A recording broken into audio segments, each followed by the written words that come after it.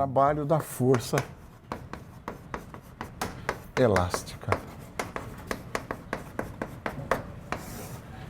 A situação é a seguinte: você tem uma mola de constante elástica K, né? Você tem uma mola de constante elástica K, aqui a força em função de X, aqui você tem a contagem do seu X. Essa é a posição da mola relaxada. Se você aplica uma força sobre essa massa, uma força aplicada, ela responde com uma força elástica F de x, de tal maneira que F de x é igual a menos Kx. Isso aqui é a lei de Hooke. Ou seja, a força elástica sobre uma mola é proporcional à sua deformação e tem sentido contrário à da solicitação.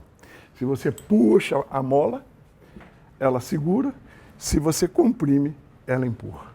Isso está escrito aqui. Se você puxa, ela segura. Se você comprime, ela empurra. E eu vou estar querendo calcular o trabalho da força da mola e não da força aplicada. A força aplicada é só para mostrar esse comportamento da força elástica. Tá claro, então? Força de uma mola é a força que a mola faz no bloco. Então eu vou calcular. Olha aqui, essa força é do tipo... Essa força tem a seguinte cara, né? É uma força linear aqui, uma força linear aqui.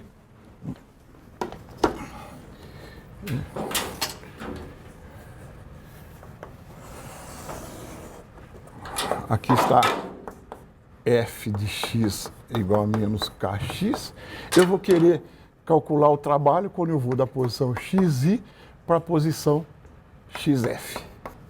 Aqui está o eixo x.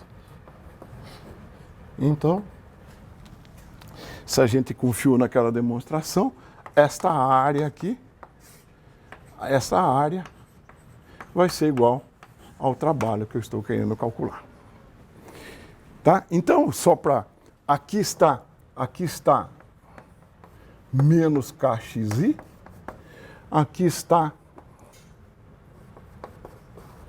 menos Kxf. Então, o trabalho dessa força, como nós vimos, é a integral de f de x dx, desde xi até xf, que é menos kx dx, entre xi e xf, menos k, integral de x dx. Então, isso aqui dá menos meio de k, xf ao quadrado, menos xi quadrado. Tá bom? O trabalho é menos meio de k, xf ao quadrado, menos xi quadrado. Então, vamos ver se isso aqui, vamos ver se só uma brincadeira, um exercício, se isso confere com a área. Essa área é a área de um trapézio, né? Essa área é a área de um trapézio. A área de um trapézio é a semissoma das bases vezes a altura. A área de um trapézio. Semissoma das bases vezes a altura. Então, essa área é menos, sobre 2, menos Kxi, menos Kxf, isso mais isso, né? Dividido por 2, vezes a altura, que é xf menos xi. Eu posso escrever isso como menos k sobre 2,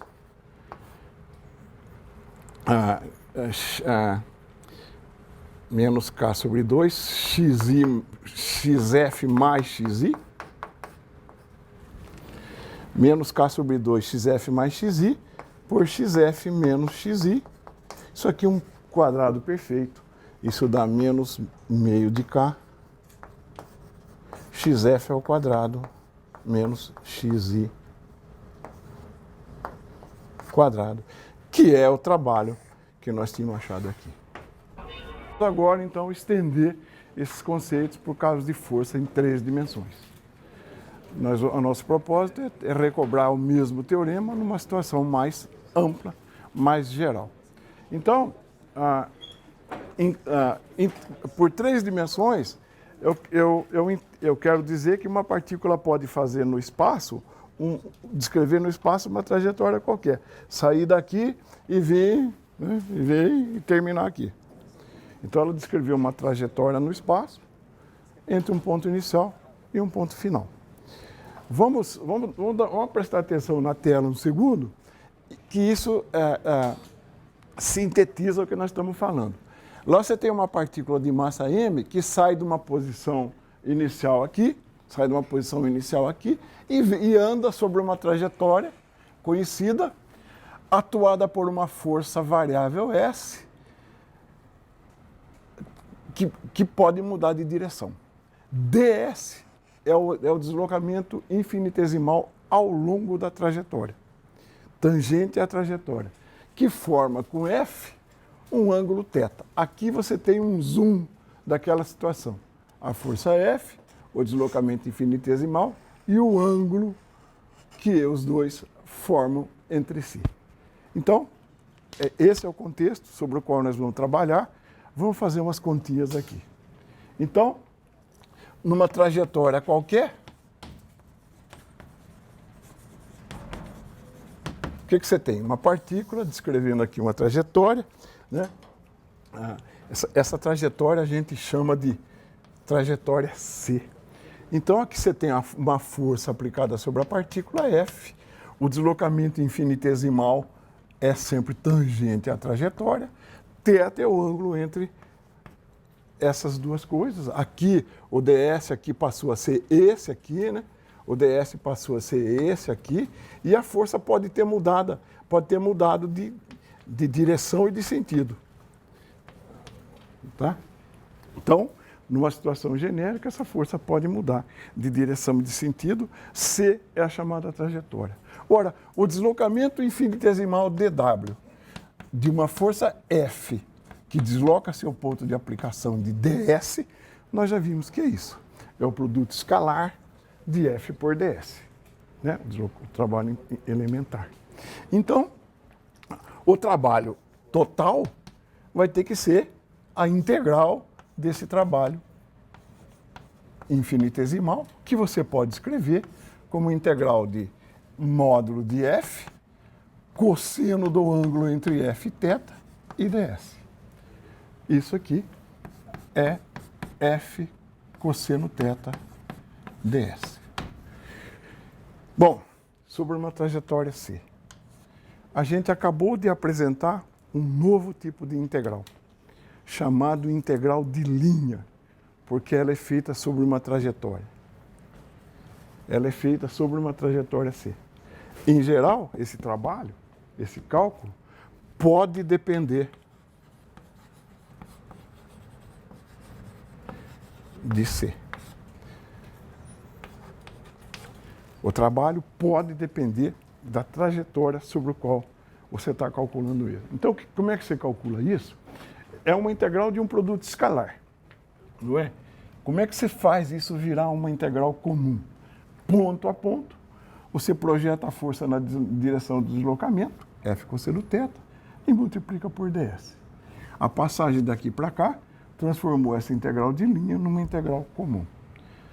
E, em geral, isso não é muito simples, mas, para nossa sorte, tem um teorema que evita com que a gente precise calcular essa integral em muitas situações. Então, esse trabalho depende da trajetória. Vamos tentar entender isso de um ponto de vista mais analítico, né? Vamos imaginar que eu tenha uma força F dada por suas componentes I, J e K. Velho conhecido nosso lá do capítulo 3. Uma força, em geral, tem 3 componentes, na direção X, Y e Z. E o meu deslocamento é um vetorzinho, né, que eu também posso escrever como a sua componente X, mais a sua componente Y, mais a sua componente Z. ds é um vetorzinho que tem essas 3 componentes. O que é o produto escalar dos dois? Né? O que é FDS? FDS,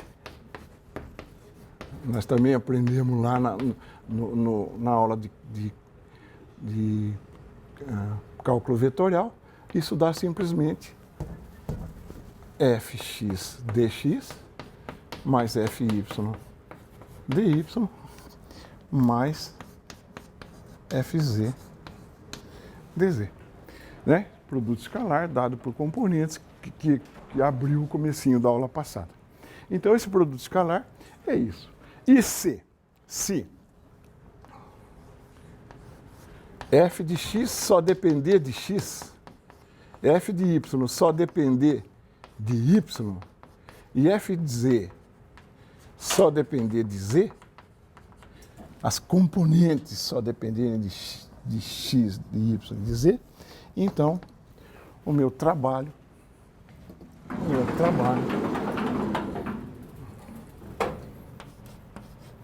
que é a integral de f ds, vai valer a integral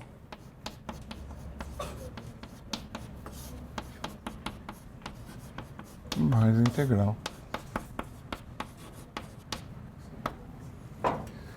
Eu quebro essa integral em 3 e agora eu caí em 3 casos que nós já estudamos na aula de hoje.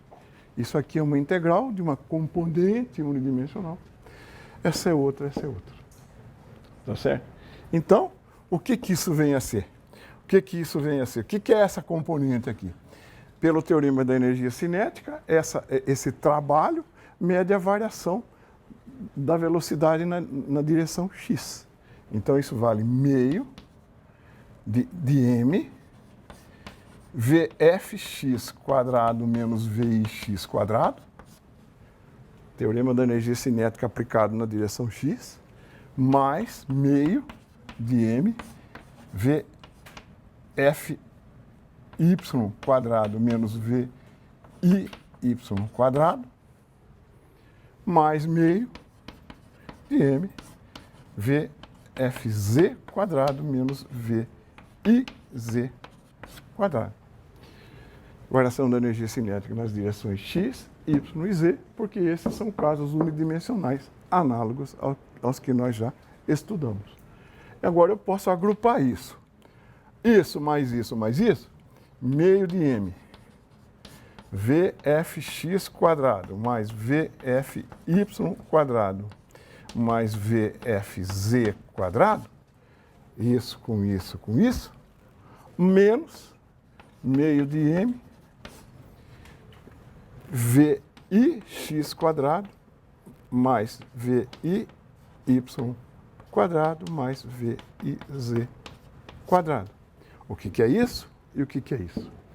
Soma das componentes da velocidade final. Então, isso é meio de m v final ao quadrado. E o que é isso? Menos meio de m v inicial ao quadrado. E o que é isso? Variação da energia cinética, K final menos K inicial, que é ΔK. De novo, o teorema da energia cinética expresso agora por uma situação onde tanto a força quanto a trajetória podem mudar. Então,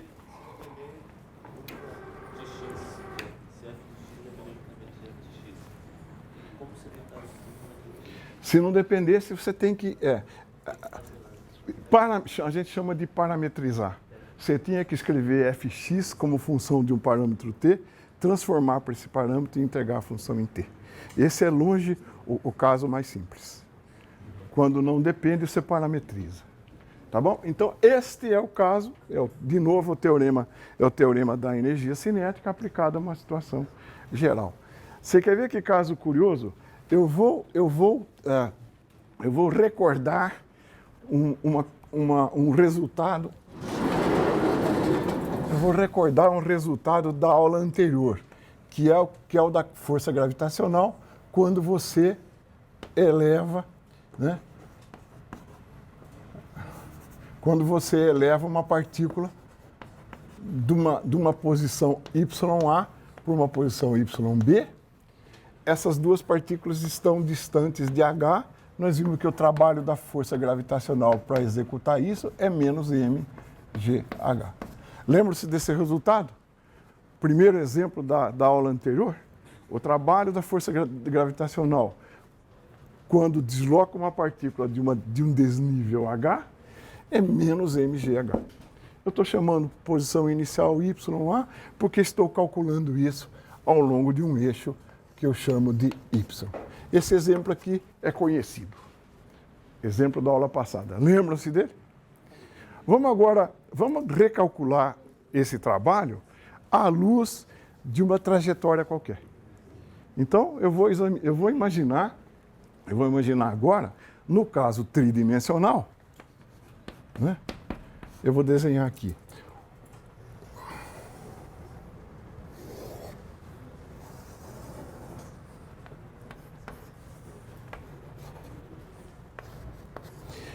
Esse sistema de eixos está correto. O sistema de eixos está correto quando I vetor J dá K. Aqui está I, aqui está J, aqui está K. Se você fizer aí a regra do saca-rolhas, você vê que I vetor J dá K, esse sistema de eixos é coerente. Então eu vou pegar uma posição, um ponto inicial A,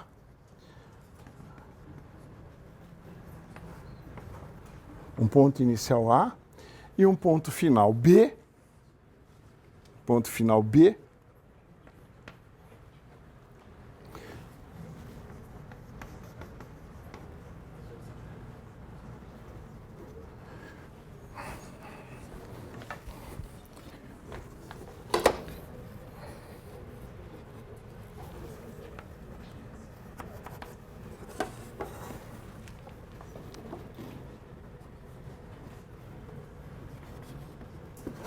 aqui eu tenho YB, aqui eu tenho YA, o desnível entre os dois eu chamei de H, certo? As projeções eu chamei de H. E vou imaginar uma trajetória maluca qualquer ligando A com B. Essa trajetória aqui. Uma trajetória maluca ligando A com B. Sai de A, dá uma volta e vem para B. Tá? A e B são os pontos inicial e final da trajetória. Genéricas, no espaço. Num ponto qualquer dessa trajetória, a força que atua sobre a partícula é a nossa companheira mg. Então eu posso escrever que a minha força F agora tem três componentes. 0I menos mg J mais 0K. Concordam com isso? A minha força, por ser a força gravitacional, só atua na direção Y. As outras duas componentes são zero. Certo? Então, pelo resultado geral, o que é o trabalho dessa força? É a integral de F ds, quando eu vou de A para B. Esse produto vale f de x dx mais fy dy mais fz dz. Aqui só sobrevive o termo mg dy. Só sobrevive a componente y do vetor ds. Porque o que é f ds? É fx dx mais fy dy mais fz dz. Só sobrevive esse termo, a componente y é menos mg vezes dy. Calculado de onde? Desde ya até yb. Quanto dá isso? Menos mg yb menos ya, menos mg yb menos ya, isso vale menos mgh.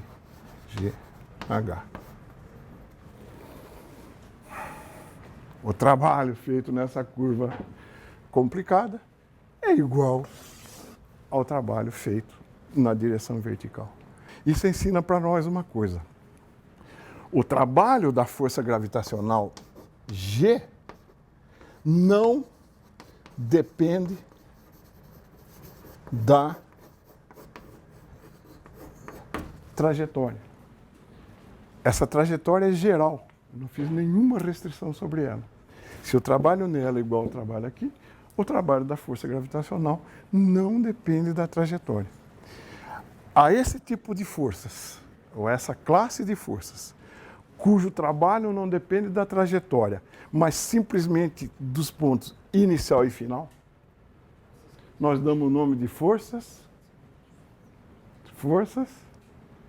conservativas. A força gravitacional, cujo trabalho não depende da trajetória e apenas dos pontos inicial e final, essa força é uma força conservativa. A gente pode até armar uma equação sem interpretá-la. Quer ver que equação nós podemos armar? Isso aqui, então, né? W, que é menos mg, YB menos YA, W, que é isso, é a variação da energia cinética, que é meio de mVb quadrado, menos meio de mVa quadrado. Então eu posso daqui juntar termo a termo e escrever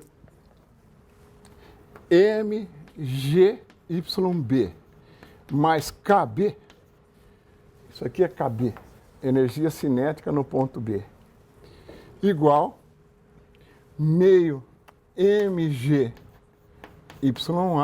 mais ka. Ou seja, essa soma mgy mais k, né, é constante. Ou essa soma se conserva. Eu não vou quantificar o termo mgy até a aula que vem. O fato desse trabalho, do trabalho de uma força não depender da trajetória, permite que a gente associe a essa força uma energia chamada energia potencial. Isso é assunto da aula que vem. Para terminar de hoje, ainda faltam 2 tópicos interessantes. Pois não? Faz sua pergunta mais alta, eu não te ouço no vídeo. O Gabriel está perguntando. Vai. Se você diz que não depende da trajetória, isso se a gente desconsiderar a fátima. Porque se a fátima tiver, se for para o mesmo corpo, quanto maior a trajetória, mais a fátima vai estar aplicando. Ele está falando da força de atrito. Obviamente, a força de atrito não é uma força que satisfaz isso. Uma força de atrito não é uma força que satisfaz isso. Porque, por exemplo, eu saio de uma posição A e vou para uma posição B por esse caminho C1, atuado por uma força de atrito. Se eu vou daqui para lá, a força de atrito é para cá, o trabalho vale isso, certo? Agora eu invento uma outra trajetória e vou de A para B por aqui. Obviamente, na trajetória amarela, o meu caminho é maior. E como a força de atrito não variou, o trabalho da força de atrito, que é negativo, pela trajetória amarela é diferente da trajetória branca. A força de atrito não se enquadra nesta faixa de forças. A força de atrito é uma força dissipativa por natureza. Legal? Não mencionei força de atrito na dedução. Calculei o trabalho da força gravitacional. Legal. Então, as 2 últimas coisas que estão faltando são meio triviais, acho que uma delas eu vou fazer na tela, que é isso aqui. Um movimento circular. O movimento circular, né? No movimento circular existe uma força centrípeta, que ela aponta para o centro da trajetória. E se o movimento é circular, a tangente é perpendicular a essa força centrípeta. A velocidade é tangencial, a força centrípeta é radial, o produto escalar de F por ds dá 0, porque aqui existe o cosseno de π sobre 2. Então, o trabalho é nulo. Se o trabalho é nulo, a variação da energia cinética é nula, ou seja, no movimento circular uniforme, como o nome diz, redundantemente, a velocidade é constante, ela só muda a direção. O módulo do vetor velocidade se mantém porque F é perpendicular a ds. E potência.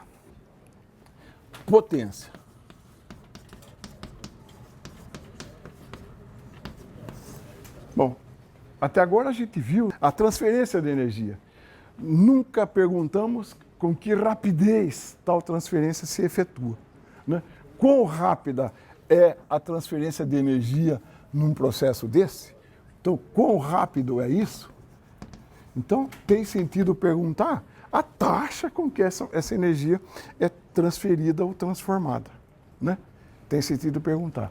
Por definição, a potência é a taxa temporal com que um determinado trabalho é executado. E como o trabalho é o produto escalar de F por ds, simplesmente você tem aqui que isso é F, né? F é uma força constante aqui no caso, ds dt. ds dt é, por definição, a velocidade da partícula. Então, P é F escalar V. P é um escalar, a dimensão de P é Newton, metro por segundo. Isso aqui recebeu o nome de 1 watt, cujo símbolo é 1W. 1W. Uma curiosidade histórica só, né? Esse Watt era um cara que tinha fazenda de extração de petróleo, então ele definiu uma nova unidade de potência, que é o cavalo-vapor, né? Um cavalo-vapor é 746 watts. Então, ele fez essa analogia para redefinir uma potência. A motivação é que ele usava cavalos, né, para retirar águas da mina de carvão. Então, se você pegar uma massa aproximada de 76 kg a 1 metro por segundo, isso dá, grosso modo, um cavalo-vapor, que é de 746 watts. É só uma curiosidade. Uma outra curiosidade para terminar a aula é a energia cinética relativística. Isso aqui é realmente uma curiosidade só. Os que forem estudar relatividade vão ver que aparecerão novas definições para as grandezas clássicas que nós já definimos. Nova definição para momento, nova definição para energia, e que então a expressão da energia cinética relativística, que eu vou só apresentar como curiosidade, é m0c². Esse m0 é a massa de repouso da partícula, é a massa que a partícula tem com velocidade zero. Uma das implicações da relatividade é que a massa de uma partícula varia com ela e vale 1 menos V2 sobre C2. Esse raiz de 1 menos V2 sobre C2 é um famoso coeficiente de contração que aparece em relatividade. Então, a energia cinética é m0c², né? 1 sobre raiz de 1 menos V2 sobre C2 menos 1. Se você lançar num gráfico K em função de V sobre C, quando V sobre C se aproxima de 1, ou seja, quando a velocidade da partícula é próxima da luz, quando esse quociente se aproxima de 1, isso se aproxima de 0, a energia cinética explode. Então, quando V tende a C, a energia cinética da partícula explode. E quando V tende a 0, né, essa aqui é a chamada energia cinética de repouso, m0, a massa de repouso. Quando V sobre C for muito menor que 1, vamos ver quanto dá isso? Ó, isso aqui é a mesma coisa que eu escrever 1 menos V2 sobre C2 elevado a menos meio, né? 1 sobre 2 sobre C2 elevado a meio. Se V é muito menor que C, quer dizer, eu devo estar no caso clássico, né? Então, V2 sobre C2 é um número muito menor que 1. Então, essa expressão é parecida com a expressão 1 menos x elevado a menos meio para x muito menor que 1. Isso aqui, a hora que vocês aprenderem derivada, é uma expansão, ou é um binômio que vale 1 mais meio de x mais alguma coisa. Essa expansão dá isso. Você pode treinar com um número pequenininho, né? Um x bem pequenininho, faz isso, eleva a menos meio, você vai ver que dá isso. Então, no nosso caso, se V sobre C é muito menor que 1, a nossa energia cinética K vale m0c². Aqui dentro, 1 mais meio de V2 sobre C2, x é V2 sobre C2, né? 1 mais meio de V2 sobre C2, menos 1. 1 corta 1, m0c² sobre meio de V² sobre C², corta, meio de m0v², que é a definição clássica. Tá? Então, K, a definição, essa definição reproduz a definição clássica. É assim que a física evolui, né? Um conceito novo não pode apagar os anteriores. Um conceito novo tem que abranger os anteriores e reduzir a eles em casos particulares. Era isso para hoje. Até quarta.